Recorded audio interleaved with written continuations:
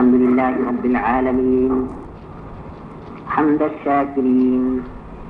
الحمد لله في كل آن وحين.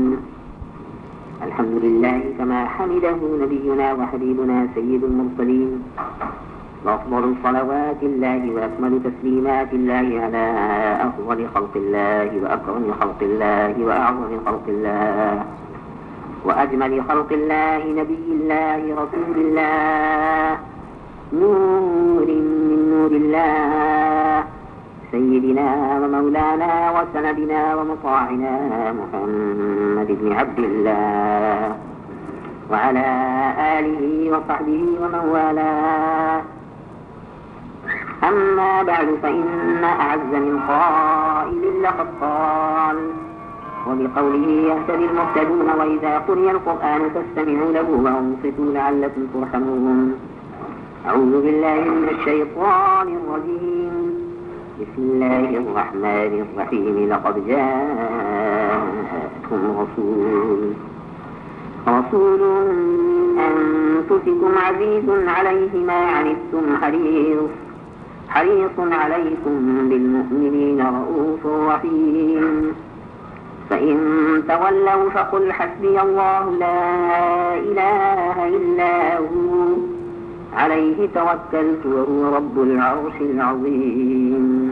الله مولانا العظيم، وبلغ رسوله النبي الحبيب الكريم، ونحن على ذلك من الشاكرين والشاكرين، والحمد لله رب العالمين. درود صلى الله على محمد صلى الله عليه وسلم، صلى الله على محمد صلى الله عليه وسلم.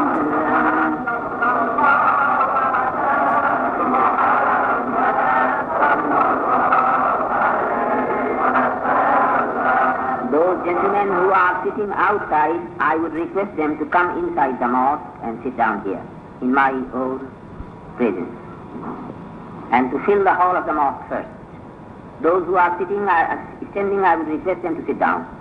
جو حضرات باہر بیٹھے ہوئے ہیں کرسیوں پر، میں ان سے عرض کروں گا کہ وہ یہاں اندر آ کر بیٹھے، اور جو لوگ پیر پھیلا کر بیٹھے ہوئے ہیں، بے ادبانہ طریقے سے بیٹھے ہوئے ہیں، میں ان سے کہوں گا کہ نہایت ادب کے ساتھ بیٹھیں. یہ دربار ہے جناب رسول اکرم صلی اللہ تعالی علیہ وسلم کا. It is not an ordinary meeting. You should sit with complete manners, observe manners and sit with manners. All those who are standing outside, they should come inside and sit down. درود پڑھتے رہیے. صلی اللہ علی محمد صلی اللہ علیہ وسلم، صلی اللہ علی محمد صلی اللہ علیہ وسلم، صلی اللہ علی محمد یا اللہ صلی اللہ علی محمد صلی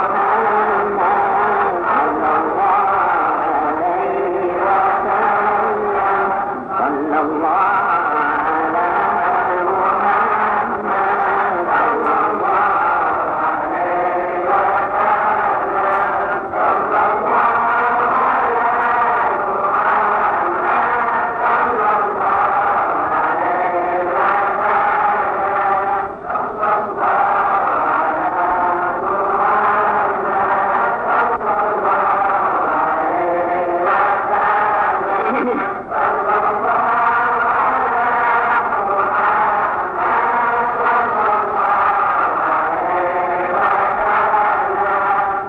علیہ sisters and brothers, up to this time you have been listening to some Arabic recitations, poetry and prose. What it was and what it meant, how many of you do know that? Simply for the sake of blessings, you have been reciting something really, and you have been listening to something with an idea that it is in the praise of the great Prophet sallallahu ta'ala alayhi wa sallam. It is very unfortunate really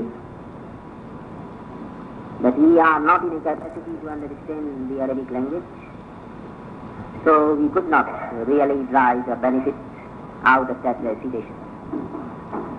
Anyhow, I don't consider it a waste of time, because as far as the heart is concerned, it was attached to the great Prophet sallallahu alaihi wasallam, and the idea was that you are somehow or the other praising the Prophet sallallahu alaihi wasallam. If I also now start speaking in English language, there will be a majority of the people, really I should say, who did not receive the right education in English. They picked up English language only for the sake of their business, to earn money. Most of them, they don't know really the techniques of religion, so it will be difficult for them if I speak and go on speaking in English too. No doubt they will grasp something. If I speak in Hindustani, I know my Malay brothers and sisters who are here to celebrate the Prophet's birthday and pay their tribute to the great Prophet sallallahu alaihi wasallam, they also are desirous to understand and listen to something so that they may know something at least about the teachings of the great Prophet sallallahu alaihi wasallam and about his noble character. So really speaking, it is a dilemma, and I find myself in great difficulty. For that very reason, really, I had divided the time, that this night I may be addressing only through the medium of Hindustani language, so that my Hindustani knowing people may understand me. And as far as the English knowing people, men and women are concerned, the time for them is allotted tomorrow afternoon, insha'Allah, at the appointed place. If you will present yourself, you will listen regarding the great Prophet Muhammad sallallahu alaihi wasallam's noble character there through the medium of English. But now, as soon as I entered the mosque, the organizer of the meeting requested me to speak a few words in English also, so that those who will not be able to follow me speaking in Hindustani, they may also not be disheartened, and they may understand that anyhow, in the same way as they have been listening to Arabic, they may listen to Hindustani. They may or may not understand it, with an idea that after all, we are doing nothing but praising the Prophet sallallahu alaihi wasallam. No doubt, as far as the meeting is concerned, it is not an ordinary meeting, ordinary worldly meeting as you have. It is really a very special meeting, convened in order to pay our tribute to the great Prophet Muhammad sallallahu alaihi wasallam, who appeared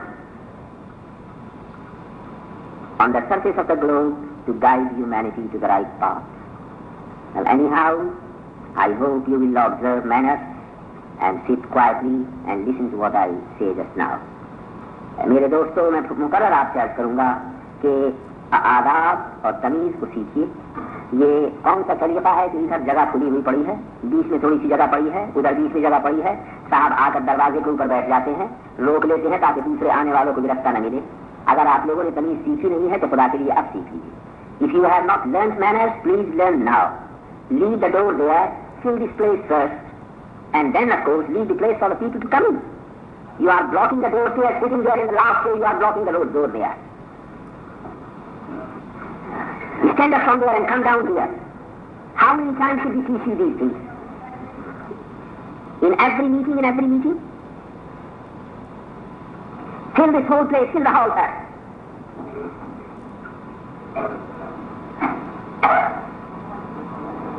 وہ آئیں گے, آپ نے دروازہ روک لیا تاکہ وہ آ نہ سکے اندر, آپ روکنے والے بن گئے. شرم آتی ہے آپ کو یہاں آگے آتے ہو, یہاں آگے بیٹھتے ہوئے. درود پڑھیے بلند آواز سے, صلی اللہ علی محمد صلی اللہ علیہ وسلم.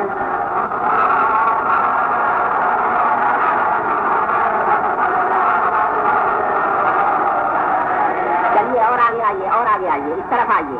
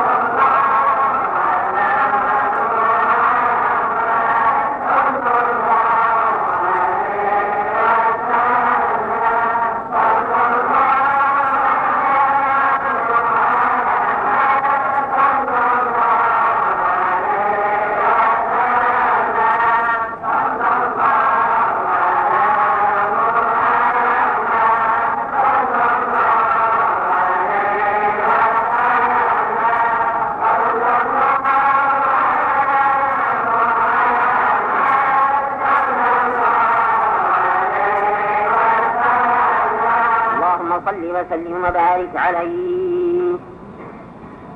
الہی نعت احمد سے بیاں شیریں زبان تر ہو. الہی نعت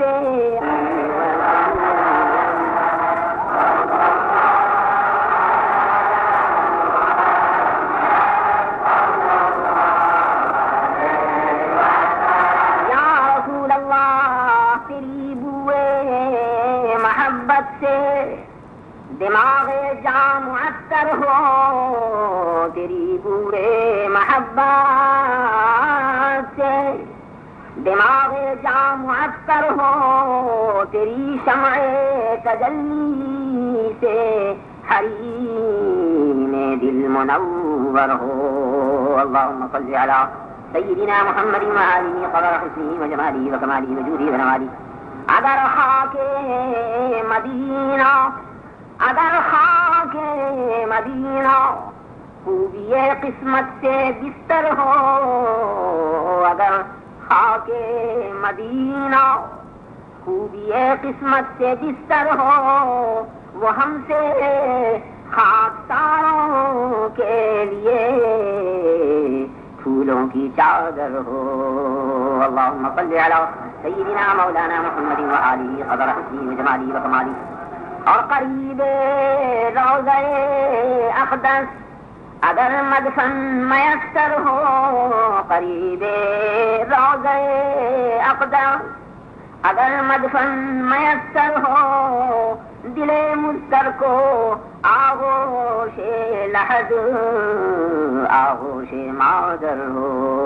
اللهم صل على سيدنا مولانا محمد وعلى آل سيدنا مولانا محمد وبارك وسلم. الہی لطف سے تیرے مقدر یار و یار ہو.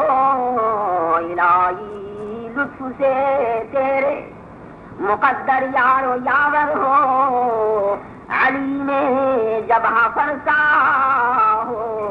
رسول اللہ کا در ہو. اللهم صل على سيدنا مولانا محمد وآله قدر حسنه وجماله وكماله وجوده ونواله وعلى بارك آله. اللهم صل وسلم وبارك عليه.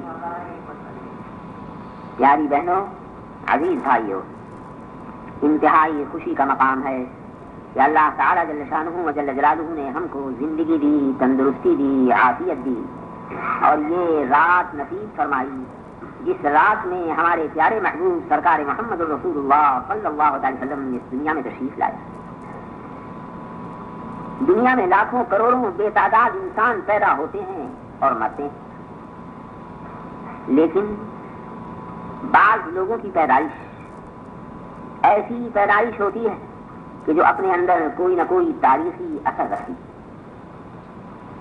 عام انسانوں کی تاریخ میں اور زندگی میں جب ایسے حالات پیش آتے ہیں تو ان کی پیدائش کی تاریخ کو یادگار کے طور پر منایا جاتا ہے. اس لیے تاکہ ان کا کیریکٹر، ان کے اعمال، ان کی وہ تاریخی زندگی کہ جس سے انہوں نے دنیا کے اندر کوئی بہترین خدمت انجام دی، کوئی بہترین کام انجام دیا، اس کا نمونہ لوگوں کے سامنے پیش کیا جائے اور دوسرے بھی اس نمونے کو دیکھ کر ان کے قدم بقدم چلنے کی کوشش کریں. عام طور سے بغیر قید مذہب اور ملت آپ دیکھیں گے کہ دنیا کا یہ ایک عام دستور ہے. اس لیے کہ فطرت انسانی کا تقاضا کہ اگر وہ کسی دن بیمار ہوا ہے اور سخت بیماری سے اسے مقابلہ کرنا پڑا تو جب سال پورا ہوگا اور وہی دن وہی تاریخ آئے گی تو اس کو خواہ خیال پیدا ہوتا ہے کہ اس دن میں بیمار ہوا تھا اور اس دن مجھے یہ تکلیف پہنچی تھی. اسی طرح اگر کوئی راحت ہوتی ہے، کوئی آرام ملتا ہے تو جب وہ تاریخ آتی ہے، وہ دن آتا ہے، وہ وقت آتا ہے، سائیکالوجیکلی نفسیاتی روپ سے انسان کے قلب کے اوپر ایک اثر پیدا ہوتا ہے کہ آج وہ تاریخ ہے جب میں نے دکان کھولی تھی، آج وہ تاریخ ہے جب مجھ کو اتنا منافع ہوا تھا، آج وہ تاریخ ہے جب کسی کو سلطنت ملی تھی، آج وہ تاریخ ہے جب فلانا ملک ہم نے فتح کیا تھا، وغیرہ وغیرہ. اس نفسیاتی اصول سے انسان کی فطرت کا یہ تقاضا. تو ذرا غور کیجیے کہ جب معمولی واقعات کے پیدا ہونے اور ظاہر ہونے کی تاریخ فطرتی طور پر ہمارے نفسیات کے اوپر اثر ڈالنے والی ہوا کرتی. تو ایسے واقعات جو دنیا کے اندر انقلاب پیدا کر دینے والے ہوں، عالم کی کایا کو پلٹ دینے والے ہوں، دنیا کی ہستی کے اندر ایسی زبردست کیفیت پیدا کر دینے والے ہو کہ جس کی کوئی نظیر تاریخ کے اندر نہ ملتی ہو، کوئی مثال تاریخ میں نہ ملتی ہو، جب وہ واقعہ پیش آئے تو اس وقت سوچو کہ کیوں نہ فطرت انسانی پر ایک اثر پیدا. میں کہتا اور یقیناً کہتا فلسفیانہ زبان میں نہیں، عام انسانوں کی فطرت کے اعتبار سے عرض کرتا ہوں کہ اس میں اس کے اعتبار سے یقیناً انسان ایسی حالت کو محسوس کرتا ہے اور اپنے دل میں خیال لاتا ہے کہ آج وہ تاریخ ہے جب عالم کے اندر یہ انقلاب پیدا ہوا. میرے آقا و مولا محمد رسول اللہ صلی اللہ تعالی علیہ وعلی آلہ وصحبہ وسلم کی تشریف آوری اور دنیا میں ظاہر ہونا کیا کوئی معمولی واقعہ ہے؟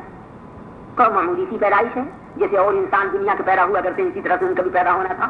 اگر ان کی زندگی ایک عام زندگی ہوتی، اگر وہ بھی دنیا کے عام انسانوں کی طرح سے پیدا ہوئے اور دنیا میں زندگی گزارتے تو یقیناً ان کا پیدا ہونا بھی ایک معمولی انسان کے پیدا ہونے کی طرح سے تھا. کوئی خاص بات نہیں. ان کے اماں اور ابا اور ان کے دادا اور ان کے پردادا ان کے پیدا ہونے کی خوشی منا لیتے، سالگرہ کر لیتے جیسے آپ اپنی اولاد کی کر لیا کرتے. لیکن ذات محمد رسول اللہ صلی اللہ تعالی علیہ وسلم نے دنیا میں آ کر وہ زبردست کام انجام دیا ہے کہ جس کو ان پر ایمان لانے والے، ان کے ماننے والے اور ان کے چاہنے والے ہی نہیں بلکہ جو ان کے دشمن ہیں وہ بھی پہچانتے ہیں اور مانتے ہیں کہ اس میں کوئی شک نہیں کہ محمد رسول اللہ صلی اللہ علیہ وسلم نے عالم کی کایا پلٹ دی ہے اور دنیا کے اندر ایک بڑا زبردست انقلاب ہے جو پیدا کروا دیا. کیا ہے وہ انقلاب اور کس طریقے سے وہ انقلاب پیدا ہوا؟ مختلف پہلو ہے اس انقلاب. ایک پہلو پر اس وقت گفتگو کرتا ہوں اور ایک پہلو سے آپ کے سامنے لاتا ہوں کہ عالم کائنات کے اندر اس وقت جب کہ عالم صلی اللہ علیہ وسلم اس دنیا پر تشریف لا رہے ہیں اور پیدا ہو رہے ہیں، اس کی حالت کا اندازہ کیجیے تو آپ کو معلوم ہو جائے گا اور اس وقت آپ قدر کر سکیں گے اس بات کی کہ رسول علیہ الصلوۃ والتسلیمات سے دنیا میں تشریف لا کر کام کیا انجام دیا. دنیا کی کیفیت یہ تھی عام طور سے تمام انسانوں کی، ایک ملک نہیں بلکہ سارے ملکوں کی کیفیت یہ تھی کہ وہ خود اپنے آپ کو بھی نہیں جانتے تھے کہ ہم ہیں کون اور ہم کس لیے پیدا ہوئے. ہمیں یہی پتا نہیں تھا کہ ہم کون ہیں اور کیوں بنے اور ہمیں دنیا میں کرنا کیا. دیوانوں کی طرح، بے عقلوں کی طرح کسی کی کیفیت یہ تھی کہ پتھروں کی پوجا کر رہا ہے. اگر کسی مقام کے اوپر اس کو ٹھوکر لگی اور اس کو چوٹ لگی، وہ یہ ڈر گیا کہ یہاں ضرور کوئی ایویل اسپرٹ ہوگی، کوئی بھوت ہوگا جس نے مجھ کو گرایا ہے، لہٰذا یہاں پھول چڑھا دیا کروں اور یہاں تھوڑا سا سنگل لگا دیا کروں. وہیں ایک بت بنا کر رکھ دیا گیا، وہیں ایک پتھر کو رکھ دیا گیا نشانی کے طور پر.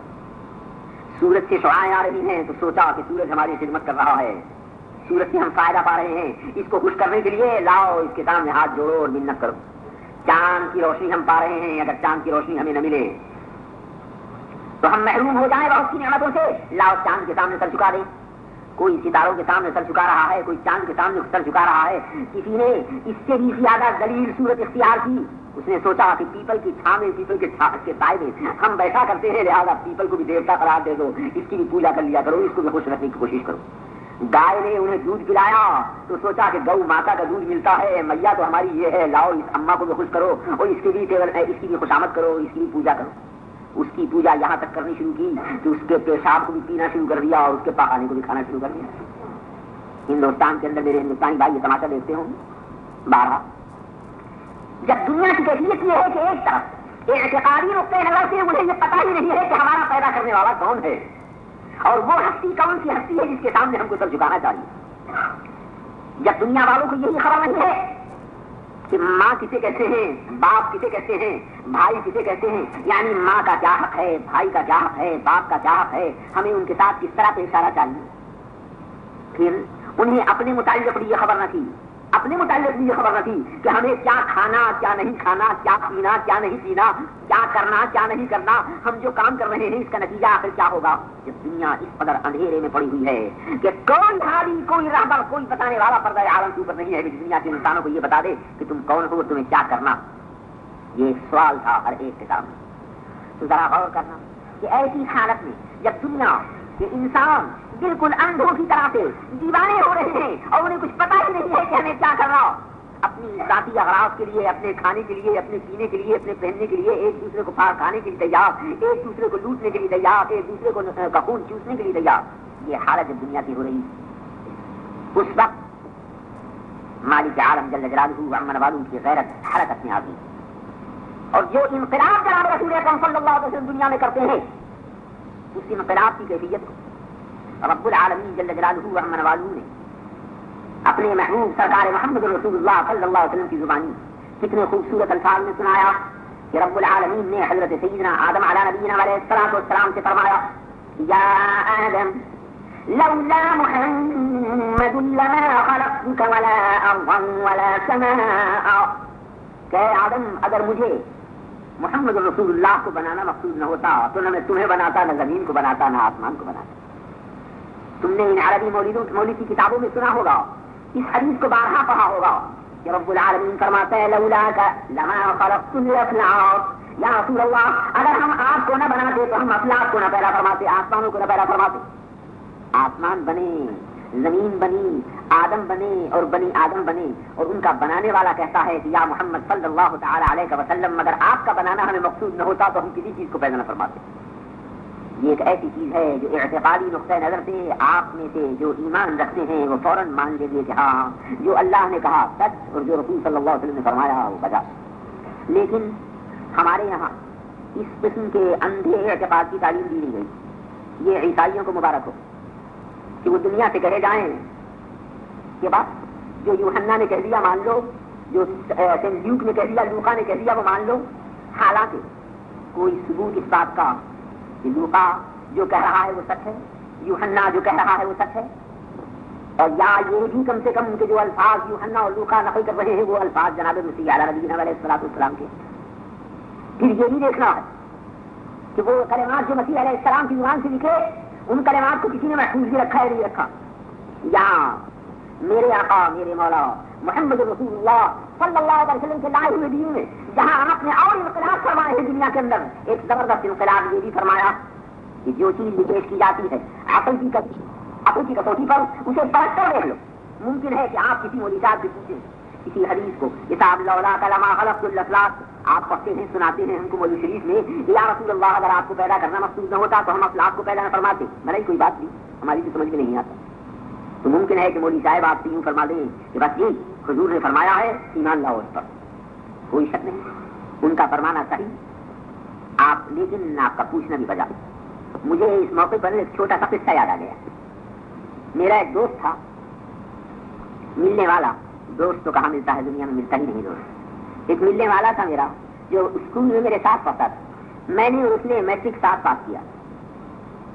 میں علی گڑھ کالج میں چلا گیا, وہ علی گڑھ میں رہے. اس کے بعد علی گڑھ سے ڈگری لے کر وہ جرمن پہنچے اور بڑے زبردست آپ کے انجینئر بنے. وہیں انہوں نے شادی بھی کی, بہت دنوں تک انجینئرنگ کی پریکٹس بھی کرتے رہے. 20-22 برس کے بعد بمبئی کے اسٹیشن کے اوپر جس کمپارٹمنٹ میں میری سیٹ ریزرو ہے, مجھے تو لوگ چھوڑنے کے لیے آئے ہیں, میں ان سے ملاقاتیں کر رہا ہوں. میں نے دیکھا ایک صاحب بہادر ہیٹ لگائے ہوئے اس کمرے کے اندر اس کمپارٹمنٹ میں جا رہے ہیں. میں نے پشت دیکھی ان کی اور پہچانا کہ ہو نہ ہو یہ ہمارا پرانا ملنے والا ساتھی علی اختر معلوم ہوتا ہے. جب لوگوں سے مسافر کر چکا, ریل چھوٹنے لگی, میں کمپارٹمنٹ میں داخل ہوتا ہوں. ابھی تو میں منہ کیے ہوئے باہر کی طرف کو لوگوں ہی کے سلام لے رہا تھا. جب گاڑی آگے نکل گئی پلیٹ فارم سے تب میں نے منہ پھیرا اور اب جو صورت دیکھتا ہوں میں نے کہا مسٹر علی اختر, او مولانا. مل گئے دونوں. پہلی ملاقات ہو رہی ہے 20-22 برس کے بعد. مجھ سے پوچھتے ہیں کہیے مولانا مزاج اچھے ہیں, کیا کر رہے ہیں, کیا کرتے ہیں آج کل. میں نے کہا آپ اپنی فرمائیے, آپ تو انجینئر بن کر آئے ہیں ماشاء اللہ. میں نے سنا باتیں ہوتی رہی. مجھ سے پوچھنے لگے آپ کیا کرتے ہیں. میں نے کہا وہی جو پہلے کیا کرتے تھے اب بھی کرتے ہیں. کیا مطلب, پہلے تو آپ لوگوں کو بہکایا کرتے تھے مولود پڑھ پڑھ کر, اور مولود کے اندر لوگوں کو یہ سنا کے بہکاتے تھے کہ یا رسول اللہ اگر آپ کو پیدا کرنا مقصود نہ ہوتا تو ہم زمین کو نہ بناتے, آسمان کو پیدا نہ فرماتے. ایسے قصے, ایسی کہانیاں, یہ ان کے الفاظ نقل کر رہا ہوں اس لیے کہ یہ وہ خیالات جو میرے بچوں کے دلوں میں پیدا ہو رہے ہیں, یہ وہ خیالات جو میرے نوجوانوں کے دماغوں کے اندر آ رہے ہیں, اس لیے سنا رہا ہوں ان کو. تو ایک ویل کوالیفائڈ جرمن کا ڈاکٹر اور انجینئر مجھ سے بات کر رہا اور کہتا ہے کہ آپ لوگوں کو بہکایا کرتے تھے یہ کہہ کر کہ رسول صلی اللہ علیہ وسلم اگر پیدا نہ ہوتے تو زمین نہ بنتی, آسمان نہ بنتے, اور مولود پڑھا کرتے تھے. میں ہنسا اور میں نے کہا کہ ہاں بھائی, مولود اب بھی پڑھتے ہیں اور اسی حدیث کو اب بھی سناتے ہیں, مگر بات یہ ہے کہ پہلے سیدھے سادے سچے بھولے بھالے مسلمانوں کو سمجھا دیا کرتے تھے, اور اب تم جیسے ٹیڑھے باتوں کو سمجھاتے ہیں. پہلے سیدھے سادوں کو سمجھا دیا کرتے تھے, اب تم جیسے ٹیڑھے باتوں کو سمجھا دیتے. جھٹے کیا کہتے ہیں کہ میں آپ کے بہکائے میں آنے والا نہیں. میں نے کہا دیکھا جائے گا آتے ہو یا نہیں آتے ہو, یہ تو بعد میں دیکھا جائے گا. پہلے یہ بتاؤ انجینئرنگ کی ڈگری لے کر آئے ہو اب دعوت کب کھلاؤ گے ہمیں؟ لیکن جب آپ کا دل چاہے سہارنپور آئیے دعوت کھائیے. ہم نے کہا مگر ایک شرط ہے دعوت میں ہماری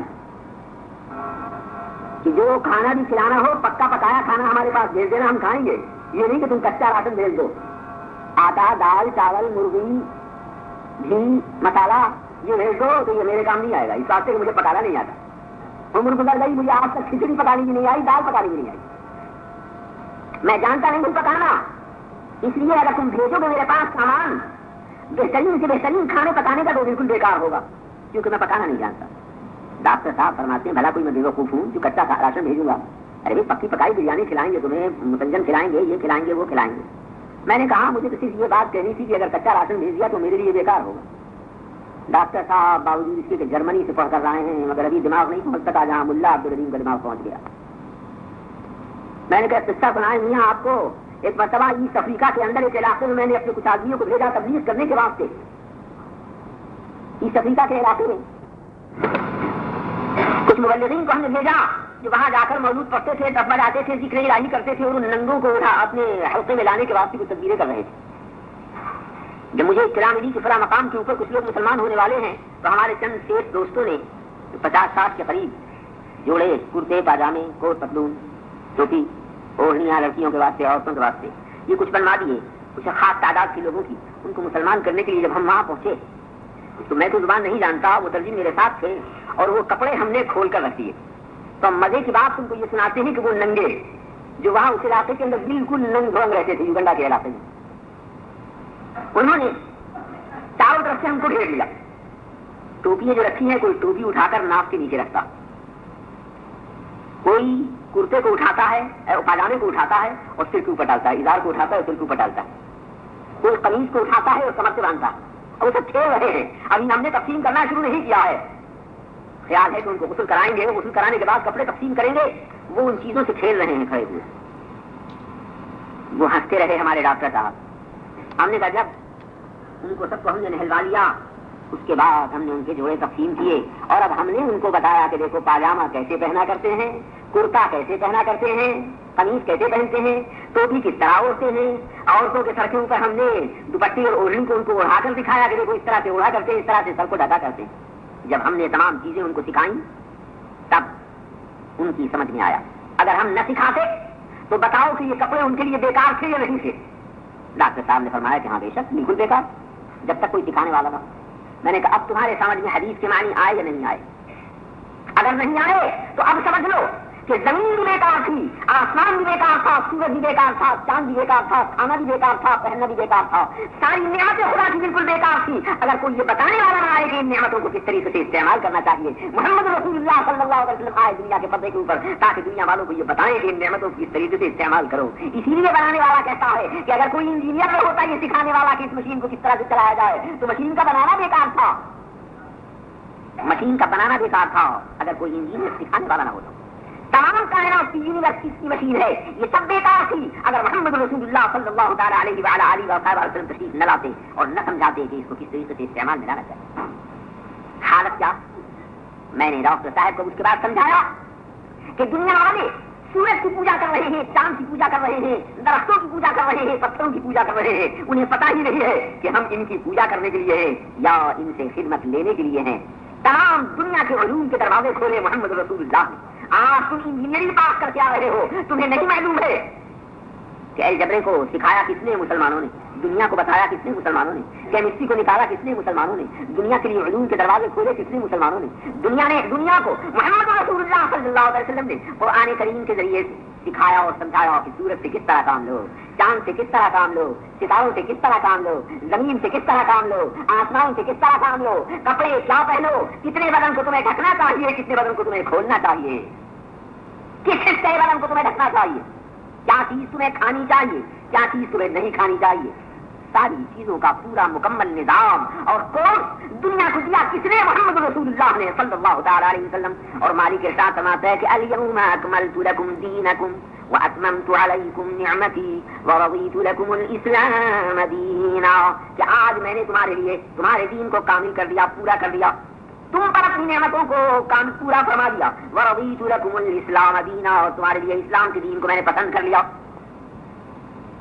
اسلام کے دین کو تمہارے لیے میں نے پسند کر دیا، نعمتوں کو اللہ تعالیٰ جل شانہ نے تمہارے اوپر پورا فرمایا، دین کا کامل و مکمل نقشہ تم کو دکھایا، سارا عالم گمراہی کے اندر پڑا ہوا تھا، ہماری کے ساتھ رہتا ہے وَإِن كَانُوا مِن قَبْلُ لَفِي ضَلَالٍ مُبِينٍ، ورنہ اس سے پہلے تو تم کھلی ہوئی گمراہی کے اندر پڑے ہوئے تھے۔ اسی لیے اب اگر یوں کہا جائے کہ زمین بنی تو محمد رسول اللہ کے لیے بنی، آسمان بنا تو محمد رسول اللہ کے لیے بنا، سورج بنا تو محمد رسول اللہ کے لیے بنا، اس لیے کہ اگر یہ چیزیں بنتی اور ان سے کام لینا سکھانے والے نہ ہوتے تو ان کا بننا بیکار تھا، ان کو باکار بنایا کس نے؟ محمد رسول اللہ صلی اللہ تعالی علیہ وسلم نے۔ ہم اپنے عاشقانہ انداز میں کہتے ہیں، والہانہ انداز میں کہتے ہیں کہ زمین و زماں تمہارے لیے، زمین و زماں تمہارے لیے، مکین و مکان تمہارے لیے، زمین و زمان تمہارے لیے، مکین و مکان تمہارے لیے، چنین و چنا تمہارے لیے، بنے دو جہاں تمہارے لیے، چنین و چنا تمہارے لیے، بنے دو جہاں تمہارے لیے، اور یا رسول اللہ دہن میں زبان تمہارے لیے، دہن میں زبان تمہارے لیے، اور بدن میں ہے جان تمہارے لیے، ہم آئے یہاں تمہارے لیے، اٹھے بھی وہاں تمہارے لیے، ہم آئے یہاں تمہارے لیے، اٹھے بھی وہاں تمہارے لیے، درود صلی اللہ علیہ یا رسول اللہ، صلی اللہ علی محمد، صلی اللہ علیہ۔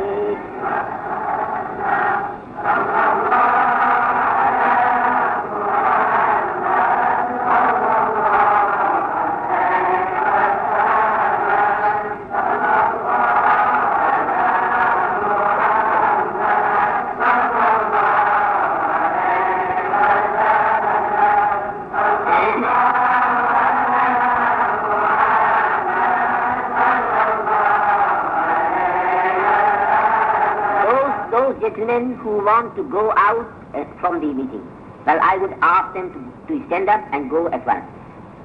But as far as my speech is concerned, at the time of my speech, there should not be any interruption of standing or sitting. For that very reason, I had asked the people to sit down at once. Anybody coming from outside, he may take his seat ala al-minbari fala salata wala kalam. When the khatib, when the speaker rises upon the minbar, then there is no prayer, no worshipping, and no talking. The people in the meeting of Rasul sallallahu alaihi wasallam used to sit as if there are birds upon their heads. If they will move their heads, the birds will fly. This should be the condition, and these are the manners to attend the meeting of the great Prophet Muhammad sallallahu alaihi wasallam. So, if anybody wants to go out, please go out once, and there should not be any interruption after that. درود پڑھیے بلند آواز سے صلی اللہ علیہ علی محمد صلی اللہ علیہ وسلم صلی اللہ علی محمد صلی اللہ علیہ وسلم۔ میں نے انگریزی میں کہہ دیا سن لیا۔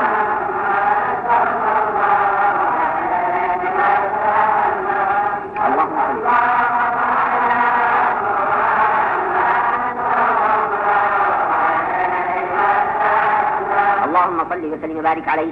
تو اس مسئلے کو سمجھ لینے کے بعد کہ ساری کائنات حقیقتاً بیکار تھی اگر وجود نہ ہوتا محمد رسول اللہ صلی اللہ علیہ وسلم۔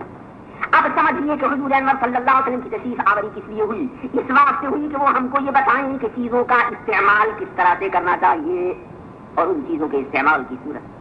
پہلے تم اپنے وجود کو دیکھو کہ ہمیں اپنی جان کا استعمال کس طرح کرنا چاہیے۔ تمہاری جان کے استعمال کے تین پہلو ہیں۔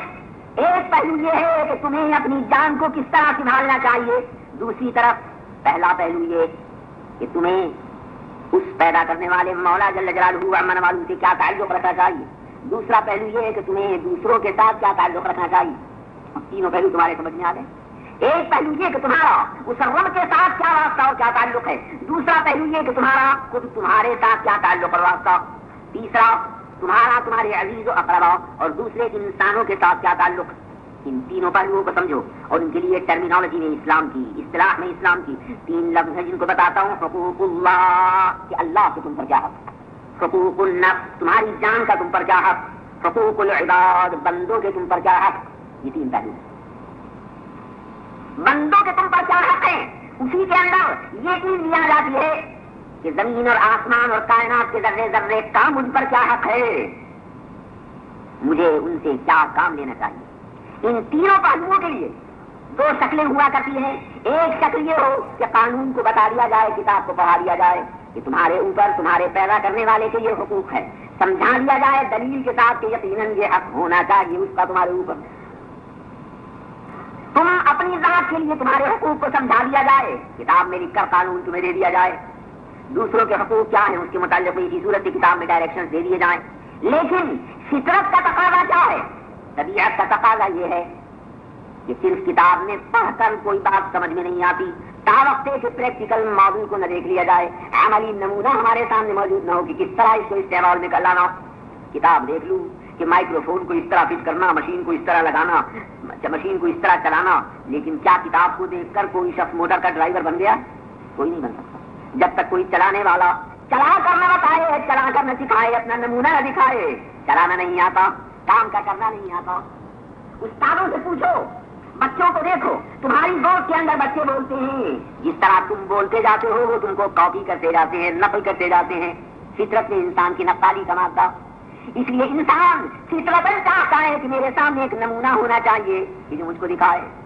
وہ مالک جو ہمارا اور تمہارا بنانے والا اور ساری کائنات کا بنانے والا ہے، تمام عالم کی مشین کا بنانے والا، ایک طرف اس نے قانون کو بھیجا قرآن کی صورت میں، دوسری طرف اس نے محمد رسول اللہ صلی اللہ علیہ وسلم کو مبعوث فرمایا نمونے کی شکل میں، تاکہ وہ تمہارے سامنے نمونہ بن جائیں. تم سے اگر یہ کہیں کہ خدا کی عبادت کرو تو خود عبادت کر کے دکھا دیں کہ کس طرح خدا کی عبادت کی جاتی. تم سے اگر یہ کہیں کہ اپنے نفس کی خدمت کرو تو خود اپنے نفس کی خدمت کر کے دکھا دیں کہ کس طرح سے اپنے نفس کی خدمت کی جاتی. تم سے اگر یوں کہیں کہ دنیا کی چیزوں کا اس طرح استعمال کرو تو خود کر کے دکھا دیں.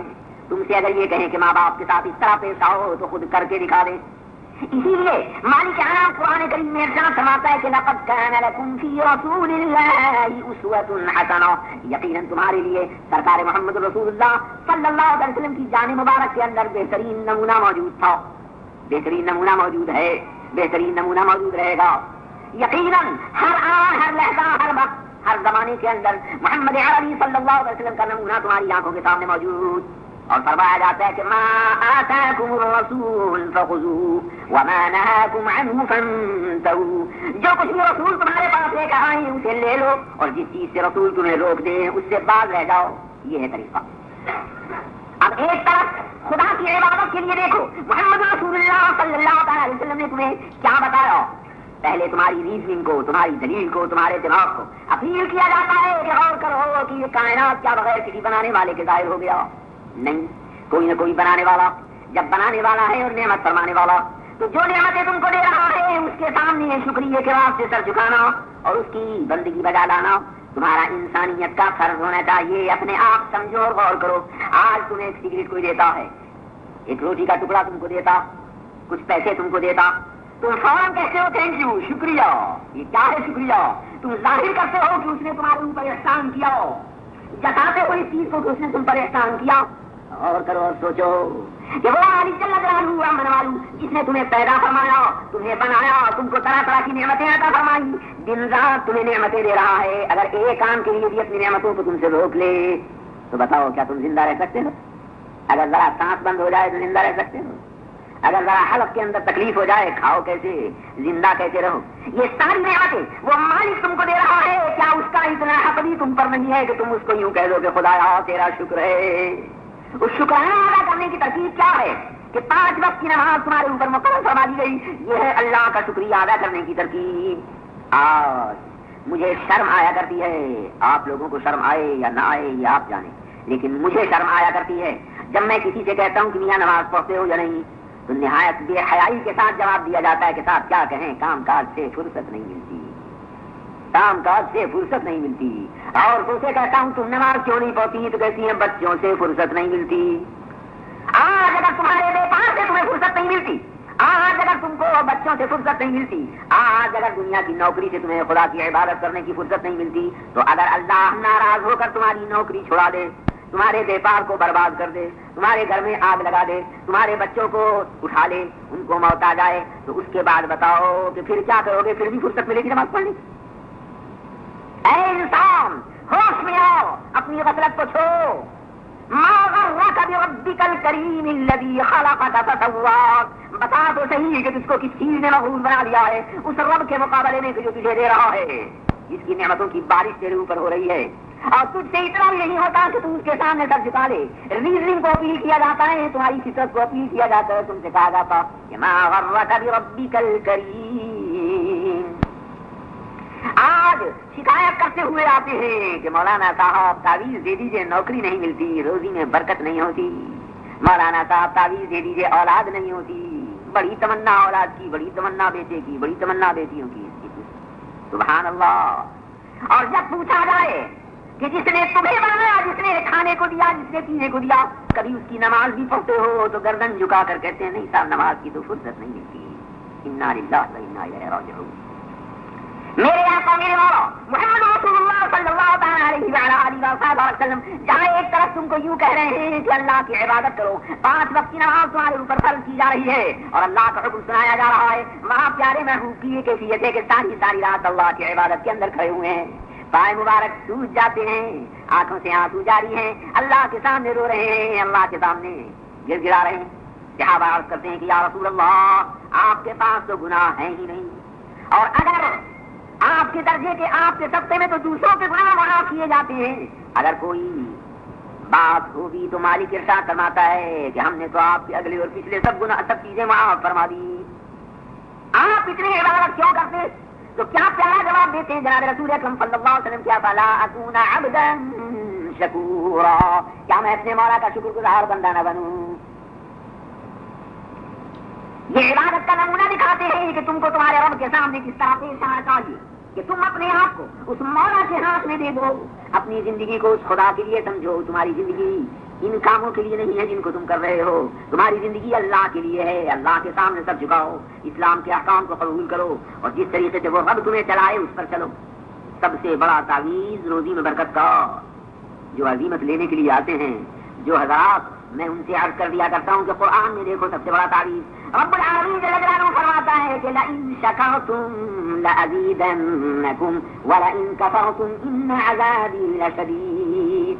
اگر تم میرا شکریہ ادا کرو گے تو میں اپنی نعمتوں کو زیادہ کروں گا، اور اگر تم کفران نعمت کرو گے تو میں اپنی نعمتوں کو تم سے چھین لوں گا اور میرا عذاب بہت ہی سخت ہے. اب سمجھ میں آ گیا تمہارے مطلب؟ روزی میں برکت کی کیا صورت؟ اللہ کا شکریہ ادا کرو. جس قدر ہی تم اللہ کا شکریہ ادا کرتے جاؤ گے اسی قدر اللہ کی نعمتیں تمہارے اوپر زیادہ ہوتی چلی جائیں گی. بہت درود شریف صلی اللہ علیہ وسلم صلی اللہ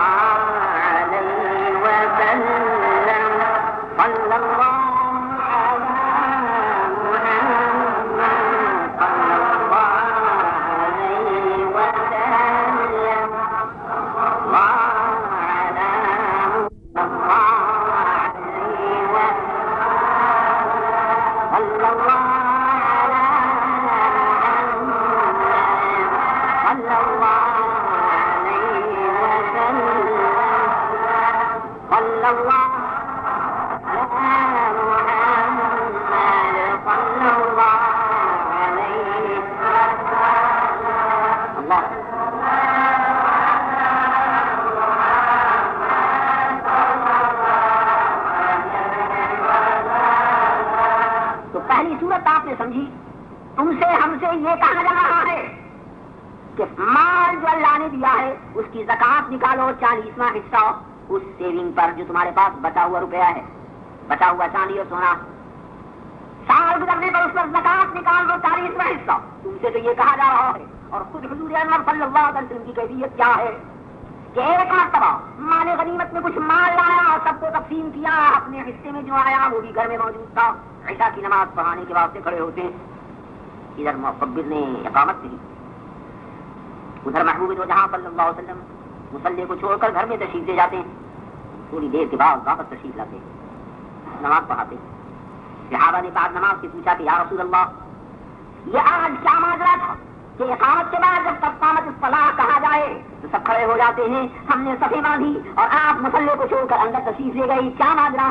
ارشاد فرماتے ہیں میرے پیارے محبوب کہ آج جو مال غنیمت میں ہمارے حصے میں مال آیا تھا ہم نے وہ اللہ کے راستے میں خیرات کر دیا تھا، لیکن درہم باقی رہ گئے تھے جب ہم نماز پڑھنے کے لیے کھڑے ہونے لگے تو دل میں خیال آیا کہ ابھی وہ درہم رکھے ہوئے ہیں، ہم نماز پڑھیں گے، دیر ہو جائے گی، جو مستحق ہیں وہ سو جائیں گے، ہمارے اوپر ایک رات ایسی گزرے گی جس میں ہمارے قبضے میں کچھ مال ہو۔ ہم دنیا میں مال جمع کرنے کے لیے پیدا نہیں ہوئے، ہم تو مال اللہ کی راہ میں لٹانے کے واسطے پیدا ہوئے ہیں۔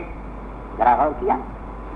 تمہیں زکات نکالنے کا حکم دے رہے ہیں، وہاں خود یہ کیفیت، تم سے یہ کہا جا رہا ہے کہ حج کرنے کے لیے اپنے گھر بار کو چھوڑ کر ایک کفنی کی وہ پہن کر اللہ کی بارگاہ میں لبیک کہتے ہوئے کم سے کم ایک بار تو عمر میں حاضر ہو جاؤ، اللہ کی تکلیفوں کو برداشت کرنے کے لیے تیار ہو جاؤ۔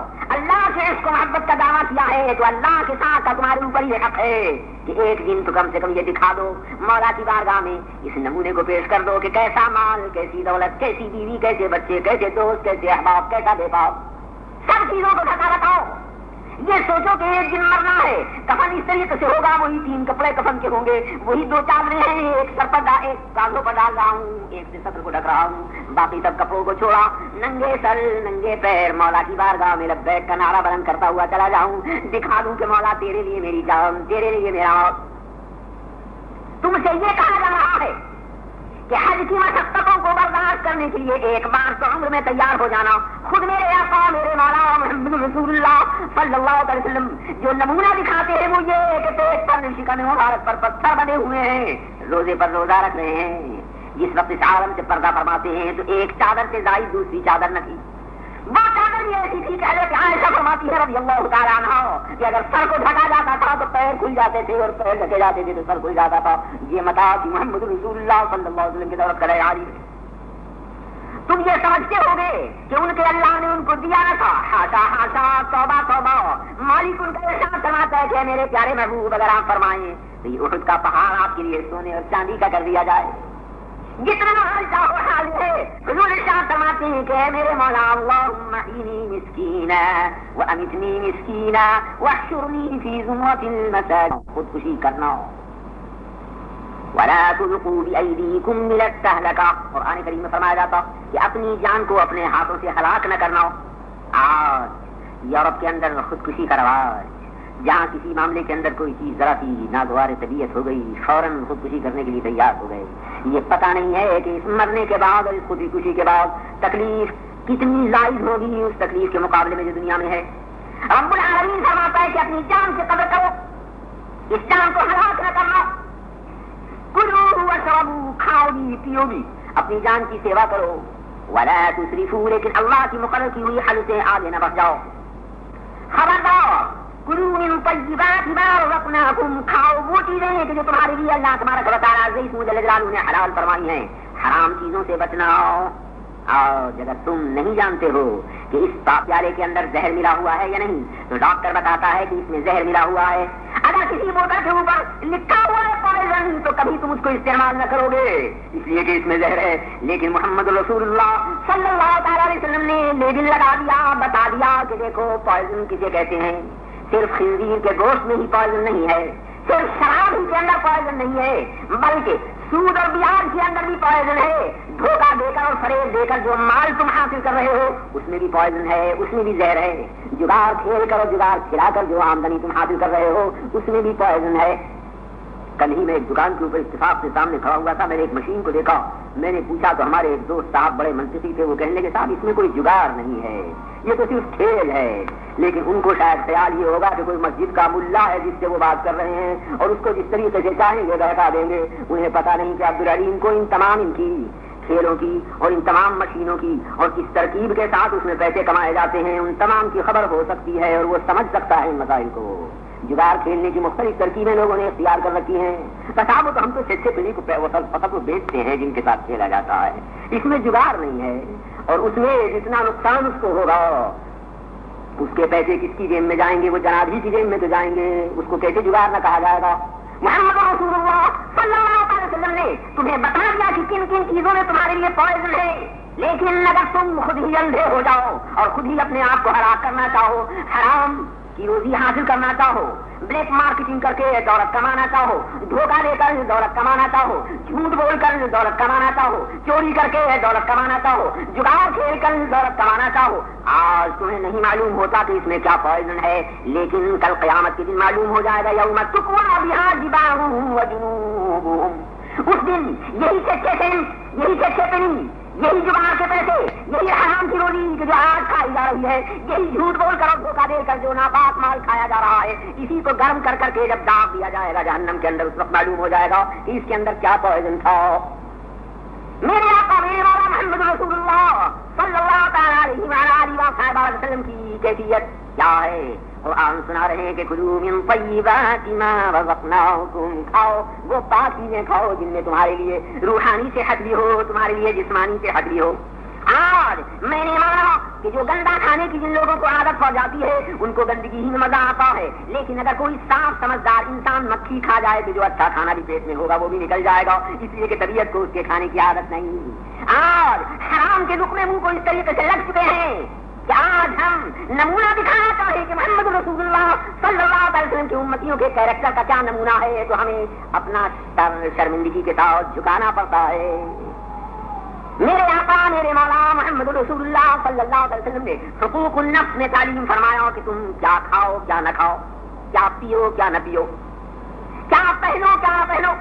यही नहीं कि मर्दों को ये बताया गया हो कि तुम रेशम न पहनो, सोना न पहनो, बल्कि ये भी बता दिया गया कि नाक से लेकर घुटने तक बदन का छुपाना तुम्हारे लिए फर्ज। इसी तरह औरतों के लिए बता दिया गया कि तुम्हारे तमाम बदन को अपने छुपाना तुम्हारे लिए फर्ज। पॉइजन है, जहर है, अगर तुम अपने बदन को खुला रखोगी नतीजा क्या होगा कि तुम्हारी हया जाएगी, तुम्हारी शर्म जाएगी, तुम्हारे बदन पर दूसरों की नजरें पड़ेंगी, बुरी नीयत के साथ पड़ेंगी। वो जहरीली नजरें तुम्हारे कैरेक्टर को भी खराब कर देने वाली होंगी।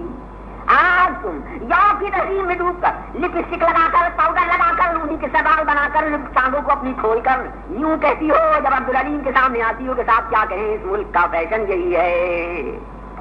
तुम मुल्क के फैशन को इख्तियार करने के लिए हो या तुम इसलिए बनी हो कि तुम दुनिया के इंसानों को मोहम्मद रसूलुल्लाह का फैशन दिखाओ कि मोहम्मद रसूलुल्लाह ने क्या फैशन इख्तियार फरमाया। तुम्हारी जान के तुम्हारे ऊपर हुकूक मोहम्मद अरबी सल्लल्लाहु अलैहि वसल्लम ने दिखाए और बताए। इंसानों के साथ तुम्हें किस तरह पेश आना हो, माँ का तुम्हें क्या अदब करना हो, बाप का तुम्हें क्या अदब करना हो। बार बार फरमाया जाता है जहाँ अल्लाह के हुकूक का जिक्र होता है कि ला तुशरिकू बिल्लाह, अल्लाह के साथ शिर्क न करना, ला तुशरिक बिल्लाह इन्ना शिर्क लज़ुल्मुन अज़ीम, शिर्क तो बहुत ही बड़ा जुल्म है। वहाँ उसके साथ ही साथ फरमाया जाता है कि ला तकुल लहुमा उफ़्फ़िन वला तनहरुमा, खबरदार अपने माँ बाप के सामने फू भी न करना हो, उनको छिड़क कर बात भी न करना हो। और जवान बेटे बापी की दौलत से फायदा उठा रहे हैं, बापी के घर में रह रहे हैं, बापी की मोटर में सवार हो रहे हैं, बापी के पैसे को खा रहे हैं, बापी की दौलत पर मन जा रहे हैं और बापी को गालियां देने और बापी का मुकाबला करने के लिए तैयार हो रहे हैं।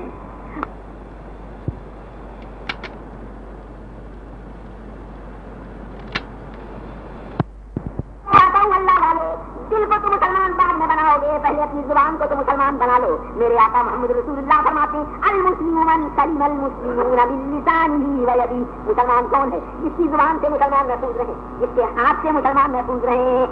इन्नल्लाह यअमुरु बिल अदल, अल्लाह ताला अदल का हुक्म देता, इंसाफ करो, जुबान से किसी को गाली न दो, जुबान से किसी की गीबत न करो।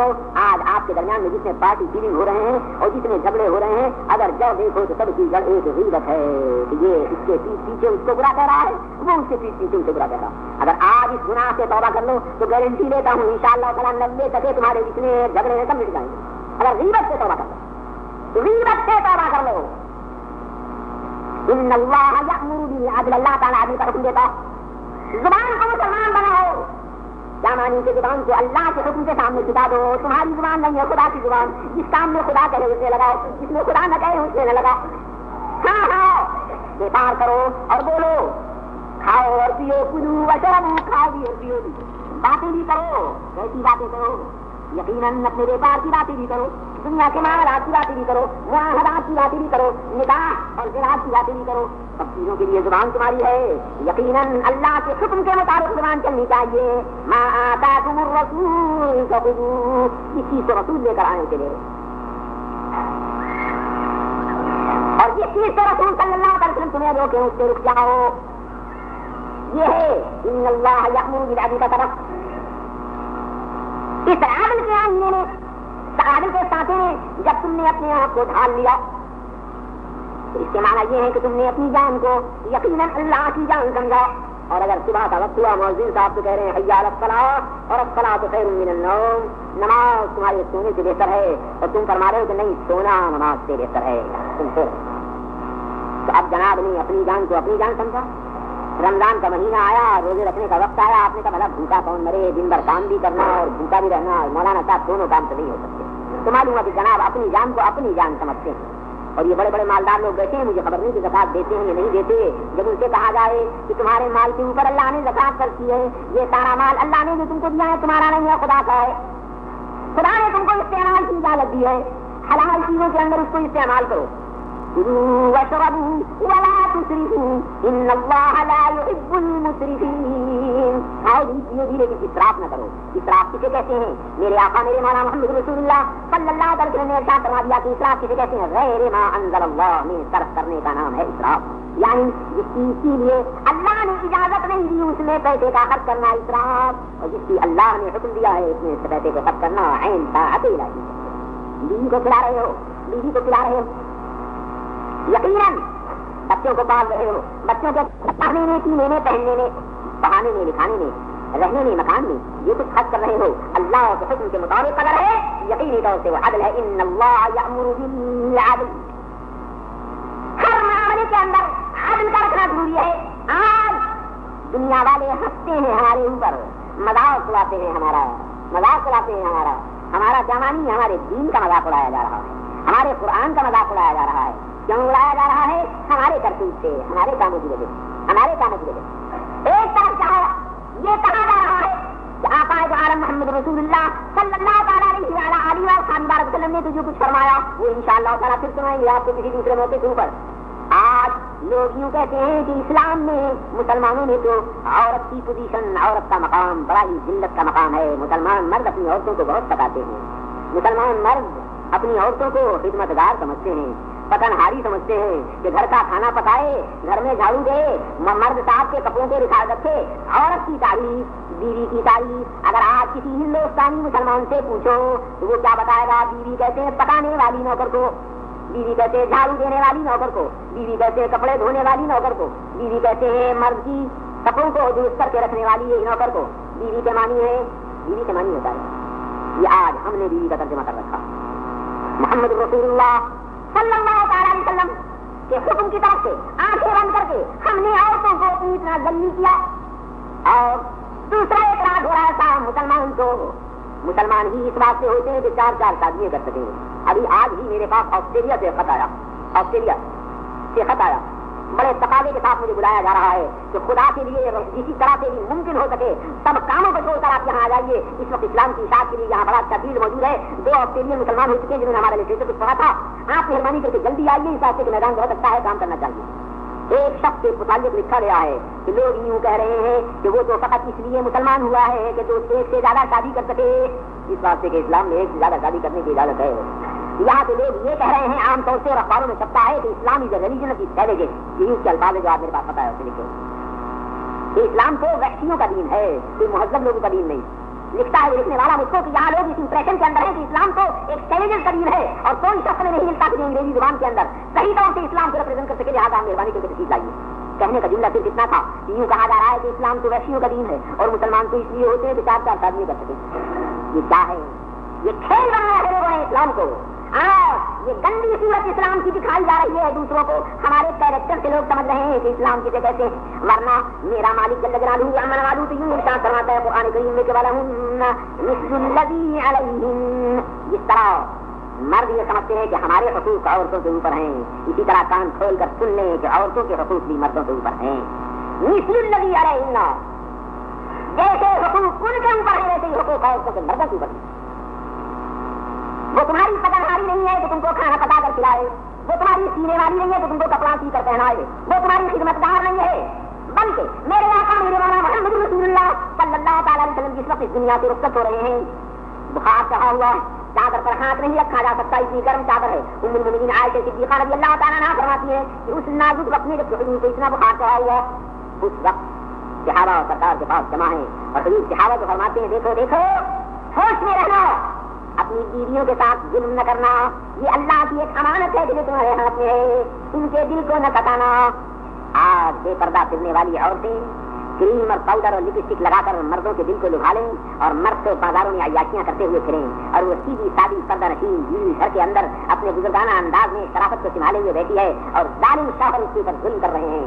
دوسری شادی چلی جاتی ہے، کہتے ہیں اسلام نے ہمیں اجازت دی ہے دوسری شادی کی، یہ نہیں غور کرتے کہ قرآن کیا کہہ رہا ہے، فَإِن لَّمْ تَعْدِلُوا فَوَاحِدَةً فَإِنْ خِفْتُمْ أَلَّا تَعْدِلُوا فَوَاحِدَةً۔ اگر تمہیں خوف ہے اس چیز کا کہ تم عدل نہ کر سکو گے تو خبردار ایک سے زیادہ نہیں، وہ ایک بھی ایسی حالت کے اندر ہے کہ اس کے ساتھ عدل کرنا۔ یاد رکھنا کہ اگر نماز نہیں پڑھی ہے اللہ تعالیٰ معاف فرما دے، روزہ نہیں رکھا ہے اللہ معاف فرما دے، حج نہیں کیا خدا معاف فرما دے، زکات نہیں دی خدا معاف فرما دے، لیکن اگر بیوی کو ستایا ہے یا کسی انسان کے دل کو دکھایا ہے اللہ تعالیٰ ہرگز معاف نہ فرمائے گا، تا وقت کہ وہ خود معاف نہ کر دے۔ صاف لفظ حدیث سے موجود ہیں، رب العالمین قیامت کے دن فرما دے گا کہ میں بری ہوں اپنے بندوں کے حقوق سے، بندے جانے ان کے حقوق جانے۔ وہ ظالم شوہر جو آج اپنی بیویوں کو ستا رہے ہیں، سوچیں سوچیں، ان اللہ یأمر بالعدل، اللہ تعالیٰ عدل کا حکم دیتا، انصاف۔ اللہ تبارک و تعالیٰ کے اسموں کے حبیب محمد رسول اللہ صلی اللہ علیہ وسلم نے ہمارے لیے معین کر دیا کہ جو رب کی اطاعت کے لیے ہے، نماز تم پر فرض کی گئی، روزہ تم پر فرض کیا گیا، حج تم پر فرض کیا گیا، زکات تم پر فرض کی گئی، عوام الہی اللہ کے احکام تمہارے سامنے موجود، تم کس کے تم خدا کے، ساری چیزیں خدا کی، پھر تم کون جو اللہ کے مال میں رکھ دو، اللہ کے مال میں رکھ دینے کا تمہیں کیا حق؟ اب یہاں یہ نہ سمجھ جانا، وہ پھر غلط فہمی کو دور کر دو۔ یقیناً آنکھیں بھی خدا کے لیے، کان بھی خدا کے لیے، ہاتھ بھی خدا کے لیے، پیر بھی خدا کے لیے، تم سب کے سب خدا کے لیے، انا للہ و انا الیہ راجعون، ہم تو اللہ کے لیے ہیں اور اللہ ہی کی طرف لوٹ جانے والے ہیں، ساری چیزیں اللہ کے لیے۔ ایک واقعہ سنا دوں حدیث کا اور اسی کے اوپر ختم کرتا ہوں۔ جہاں حضرت سرکار سیدنا امام حسن مجتبی عام بھائیوں کو سمجھانے کے لیے اس سے بہتر کوئی واقعہ میری نظر میں نہیں آتا، اس خوبصورتی کے ساتھ سمجھایا۔ حضرت سیدنا مولا مشکل کشا علی مطلع کرم اللہ تعالیٰ وجہ کریم بیٹھے ہوئے ہیں اور حضرت حسن مجتبی ان کے زانوں پر ہیں، بابا جان کی داڑھی سے کھیل رہے ہیں، گلے میں باہیں ڈال رہے ہیں، محبت اور پیار سے پوچھتے ہیں کہ بابا جان یہ تو بتائیے آپ کو ہم سے محبت بھی ہے یا نہیں؟ بابا کہتے ہیں بیٹا کیوں نہ ہوتی ضرور، پھر کہتے ہیں میرے بھائی حسین سے کہنے کے ضرور، پھر کہتے ہیں ہماری اماں جان فاطمہ سے فرمائے ضرور، پھر کہتے ہیں ہمارے نانا جان سرکار محمد رسول اللہ صلی اللہ علیہ وسلم سے فرماتے کیوں نہ ہوتی سب سے زیادہ محبت ان سے۔ پھر عرض کرتے ہیں کہ بابا جان سب سے تو محبت ہے، مگر یہ تو بتائیے کہ خدا سے بھی محبت ہے نہیں جو سب کا بنانے والا اور پیدا کرنے والا؟ علی کرم اللہ تعالیٰ فرماتے ہیں بیٹا کیا سوال کر رہے ہو؟ ارے خدا سے اور محبت نہ ہو، خدا ہی سے تو محبت ہے، یقیناً اس سے کیا محبت نہ ہوگی؟ یقیناً سب سے زیادہ محبت خدا سے۔ امام حسن مجتبی چھوٹا سا بچہ بابا کی گود میں بیٹھا ہوا باپ سے دریافت کر رہا ہے کہ خدا کی محبت ہے نہیں؟ یہاں فرماتے ہیں کہ ہے، پوچھتے ہیں کہ بابا جان یہ تو بتائیے کہ آپ کے پہلو میں دل کتنے ہیں، پہلو میں دل کتنے؟ امام حسن مجتبی فرماتے ہیں پوچھتے ہیں کہ پہلو میں دل کتنے؟ سیدنا علی کرم اللہ تعالیٰ وجہ کریم فرماتے ہیں بیٹا دل ہر انسان کے پہلو میں ایک ہی دل ہوا کرتا ہے، دل کئی ہوا کرتے ہیں۔ عرض کرتے ہیں بابا جان اگر آپ کے پاس ایک دل ہے تو ایک دل میں تو ایک ہی کی محبت سما سکتی ہے، ایک دل میں کئی کی محبت نہیں آ سکتی، ایک دل میں کئی کی محبت نہیں سما سکتی۔ اس سے کیا مانی کہ میری بھی محبت، بھائی کی بھی محبت، میری اماں کی بھی محبت، میرے نانا کی بھی محبت اور خدا کی بھی محبت، ایک دل میں تو ایک ہی کی محبت سما سکتی۔ آنکھوں میں آنسو آ گئے علی مصطفیٰ سے، خوشی کے سبب رونے لگے کہ معرفت الہی کا کتنا بڑا زبردست نقطہ ہے جو اللہ کیا ہے کہ ایک دل میں تو ایک ہی کی محبت سما سکتی ہے۔ فرماتے بیٹا سب کہتے ہو پہلو میں دل فقط ایک اور اس میں محبت بھی فقط ایک تھی، اور وہ ایک کون؟ وہی ایک مالک عالم ہے جل جلالہ من والو۔ اس نے اپنی محبت کا مرکز اس عالم دنیا کے اندر محمد رسول اللہ صلی اللہ تعالی علیہ وسلم کو بنایا اور ان کی محبت کو عین ایمان بتایا۔ یوں فرمایا کہ لا یؤمن احدکم حتی اکون احب الیہ، تم میں کوئی مومن ہی نہ ہوگا یہاں تک کہ اس کو میری ذات سب سے زیادہ پیاری نہ ہو جائے۔ اس لیے رسول کی محبت عین اللہ کی محبت ہے، اللہ کے لیے محبت کرتے ہیں رسول سے، کیونکہ اللہ نے محبت کو کہا. بچوں سے محبت اس لیے ہے کہ اللہ نے بچوں سے محبت کرنے کا حکم دیا. بیوی سے محبت اس لیے ہے کہ اللہ نے بیوی سے محبت کرنے کا حکم دیا اور اس کو ہماری آنکھوں کی ٹھنڈک بنایا. اگر بیوی بچے اللہ کے دشمن ہیں تو ان سے ہماری دشمنی، اور اگر اللہ کے دوست ہیں تو ہمارے دوست. مومن کی محبت اللہ کے لیے ہے اور مومن کی عداوت اللہ کے لیے ہے. جن میں فقط ایک ہی کی محبت ہے وہ ایک کون، وہ اللہ، اور اس کی محبت کا مرکز پردہ عالم کے اوپر ہے محمد رسول اللہ صلی اللہ تعالی علیہ وسلم. ان اللہ یأمر بالعدل والاحسان. احسان کے کیا معنی ترجمہ کیا جاتا ہے نیکی. اس وقت نہیں، بہت زیادہ وقت آپ کا میں نے دے دیا اور بہت زیادہ تھکے ہوئے ہونے کے باوجود جو کچھ بھی خدمت آپ کی کر سکتا تھا وقت نہیں ہے کہ احسان کی تفصیل سناؤں.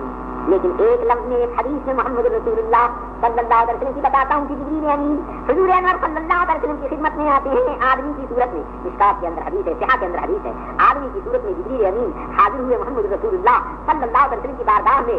غبار ہو رہا ہے پیروں کے اوپر، گرد جمی ہوئی ہے جیسے دور سے چل کر کہیں آ رہے ہیں، اور حضور کے سامنے آئے اور سامنے آ کر زانو سے زانو ملا کر دو زانو ہو کر بیٹھ گئے اور پوچھتے ہیں رسول اکرم صلی اللہ علیہ وسلم سے یا رسول اللہ مل ایمان، یا رسول اللہ ایمان کسے کہتے ہیں؟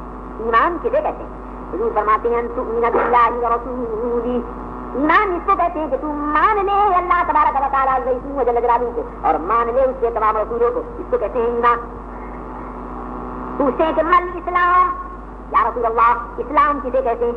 حضور فرماتے ہیں کہ ان تشہد، اسلام اسے کہتے ہیں کہ تو گواہی دے اس بات کی اور یوں کہے اشہد ان لا الہ الا اللہ واشہد ان محمدا عبدہ ورسولہ.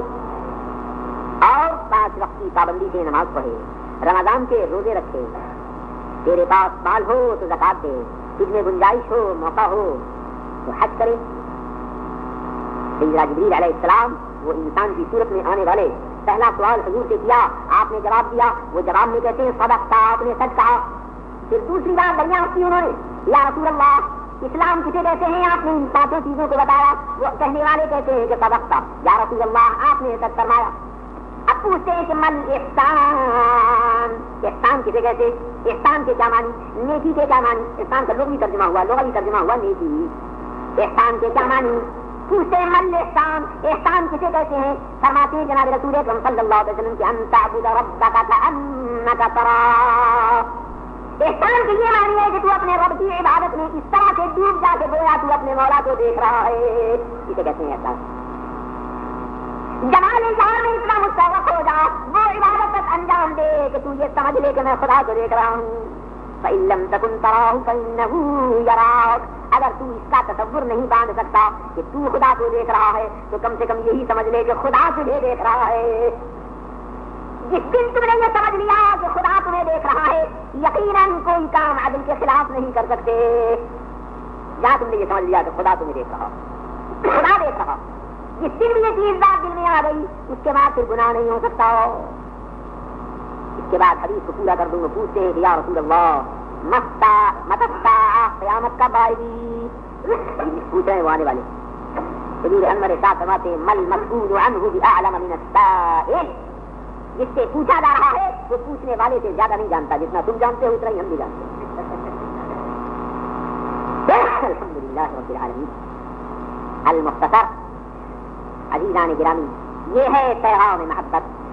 ان اللہ یأمر بالعدل والاحسان.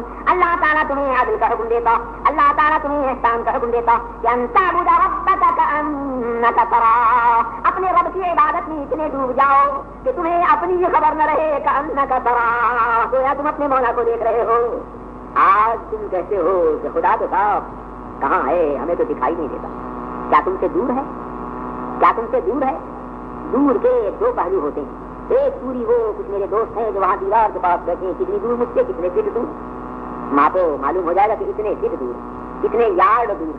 ایک دوری ہوا کرتی ہے جگہ کی، ایک دوری ہوا کرتی ہے جگہ کی، ایک دوری ہوا کرتی ہے زمانے کی. زمانے کی دوری کیا کہ ہمارے دادا میں اور ہم میں فرق ہے 50 برس کا، 100 برس کا.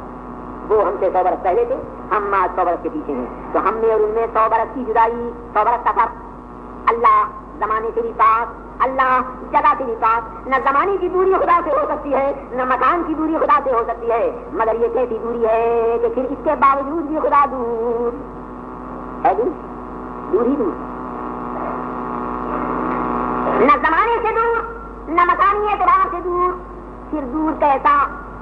میری گھڑی میری پاکٹ کے اندر میرے دل کے پاس شرٹ کی جیب میں رکھی ہوئی اور میں بھول گیا کہ میں نے کہاں رکھی، تلاش کرتا پھر رہا ہوں چاروں طرف، میری گھڑی مجھ سے دور دور ہے نہیں، مکان میں تلاش کر رہا ہوں، باہر تلاش کر رہا ہوں، جہاں جہاں گیا وہاں تلاش کر رہا ہوں، اتنے 100 میل پر گیا تھا وہاں میں یاد کر رہا ہوں کہ رسول سے کہ میری گھڑی تو نہیں ہے، وہاں تو نہیں رہ گئی۔ اللہ اکبر، دنیا چھانی عالم میں پھراؤ، دنیا چھانی عالم میں پھراؤ، پر تیرا سراغ کہیں نہ ملا، دنیا چھانی عالم میں پھراؤ، پر تیرا سراغ کہیں نہ ملا، ہر جگہ ڈھونڈتا پھرتا ہوں کہیں خدا ملتا نہیں، دور ہے، نہ زمانے کے اعتبار سے دور نہ مکان کے اعتبار سے دور، گھڑی جیب میں ہے لیکن مجھ سے دور، جب تک میری یاد سے دور ہے گھڑی مجھ سے دور ہے، اور جب یاد آ گئی تو مجھ سے قریب، خدا کو بھی جب تک بھولے ہوئے ہو تم سے دور ہے، اور جب یاد کر لے خدا کو تو وہ تم سے نزدیک ہے، نحن اقرب الیہ من حبل الورید، ہم تو تمہاری شہرت سے بھی زیادہ تم سے نزدیک ہے۔ دنیا چھانی عالم میں پھرا پر تیرا سراغ کہیں نہ ملا، دنیا چھانی عالم میں پھرا پر تیرا سراغ کہیں نہ ملا، جب چشمے حقیقت سے دیکھا، جب چشمے حقیقت سے دیکھا، ہے دل کے اندر تو ہی تو ہے، دل کے اندر تو ہی تو ہے، دل کے اندر تو ہی تو، اللہ اللہ اللہ اللہ اللہ اللہ اللہ اللہ اللہ۔ دنیا چھانی عالم میں پھرا پر تیرا سراغ کہیں نہ ملا، جب چشمے حقیقت سے دیکھا، ہے دل کے اندر تو ہی تو ہے، دل کے اندر تو ہی تو، اللہ اللہ اللہ اللہ اللہ اللہ اللہ۔ نحن اقرب الیہ من حبل الورید، ہم شہرت سے بھی زیادہ نزدیک۔ کہنے والا کہتا ہے کہ نحن اقرب، سنتا ہوں مگر ادراک قرب مجھے ہو اگر، میں پہچان لوں کیا قریب، ادراک قرب مجھے ہو اگر، ہو سما بھی تو اور تو ہی بصر، ہو سما بھی تو اور تو ہی بصر، ظاہر باطن ہو تیری خو، ظاہر باطن ہو تیری خو، اللہ اللہ اللہ اللہ اللہ اللہ اللہ اللہ۔ آنکھوں کو اس کا بنا دو، کانوں کو اس کا بنا دو، ہاتھوں کو اس کا بنا دو، پیروں کو اس کا بنا دو، جب تم اپنے آپ کو اس کا بنا دو گے پھر تمہارے اندر اسی کے جلوے دکھائی دیں گے۔ یہ ہے رستہ، ان اللہ یأمر بالعدل والاحسان۔ اب ادب کے ساتھ دربار محمدی میں کھڑے ہو جاؤ، صلاۃ و سلام عرض کرو ان کے آستانے پر، ان کی بارگاہ میں جنہوں نے تم کو سارے رستے بتائے، جنہوں نے تم کو خدا سے ملنے کا طریقہ بتایا، سب مل کر ایک آواز ہو کر پڑھو، یا نبی سلام۔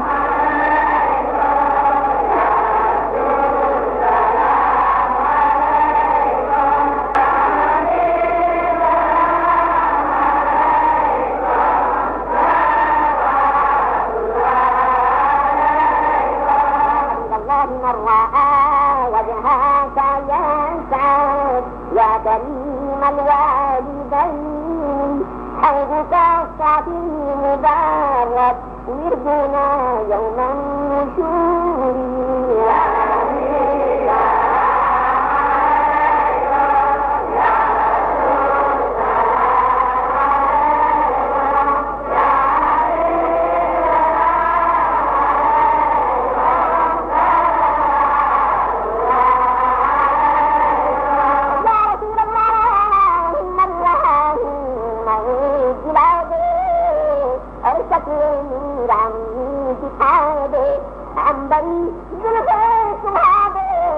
اور سب کو اپنا سیدائی بنا،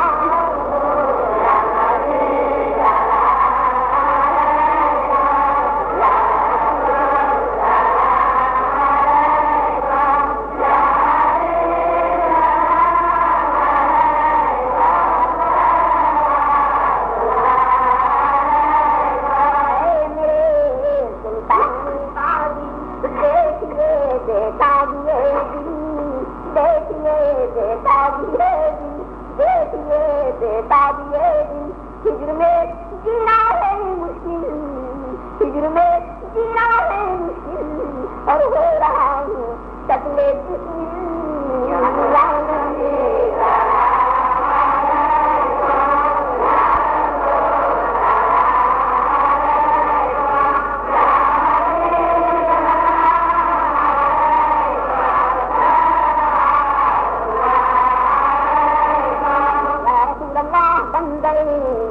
تمہارا کل کے دنیا سے کنارا رکھتا ہے تم سے سہارا اور لو خبر جلدی خدا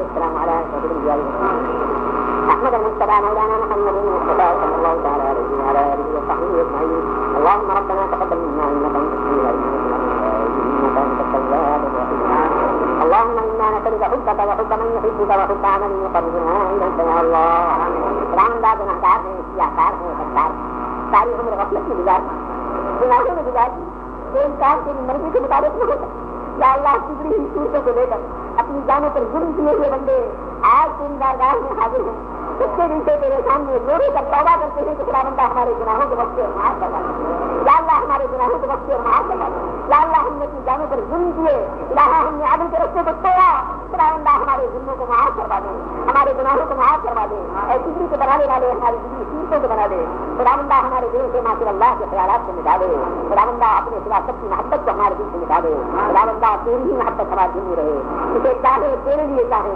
اسے نہ چاہے تیرے لیے نہ چاہیں خدا بندہ تیرے بن کر جیے تیرے بن کر مریں تیرے بن کر اٹھائے خدا بندہ تیرے گناہ گار بندے تیرے سامنے سب کے دل سے اقرار کرتے ہیں عہد کرتے ہیں گواہی دیتے ہیں اور کہتے ہیں اشہد ان لا الہ الا اللہ وحدہ لا شریک لہ واشہد ان سیدنا ومولانا محمدا عبدہ ورسولہ خدا بندہ تیرے گناہ گار بندے آج تیرے کام مغفرت مانگتے ہیں تھی اور کہتے ہیں سچے دل سے استغفر اللہ استغفر اللہ استغفر اللہ استغفر اللہ استغفر اللہ استغفر اللہ العظیم الذی لا الہ الا هو الحي القيوم واتوب الیہ ربنا تقبل منا انك انت السميع العليم وتب علينا انك انت التواب الرحيم بجاه حبيبك الكريم ورسولك العظيم سيدنا مولانا محمد صلى الله تعالى عليه وعلى اله وصحبه اجمعين من كل اسرار الفاتحه